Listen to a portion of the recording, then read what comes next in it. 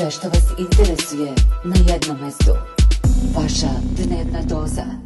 Prijavite se. U Beogradu su noćas 2 osobe teže povređene u saobraćajnoj nesreći na Petlovom brdu, a bilo je i više transporta COVID bolesnika, rečeno je u hitnoj pomoći. Sinoć oko 19 časova i 50 minuta u Avalskoj ulici na Petlovom brdu došlo je do prevrtanja automobila, a 2 muškarca starosti 26 i 39 godina zadobila su teže telesne povrede i prebačeni su u urgentni centar. Još 2 saobraćajne nesreće dogodile su se noćas u Beogradu, ali u njima nije bilo teže povređenih osoba.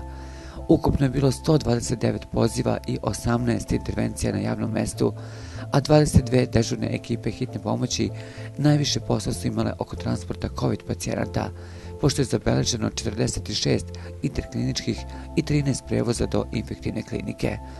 Najviše poziva bilo je zbog tegoba hroničnih bolesnika, pre svega astmatičara i srčanih bolesnika.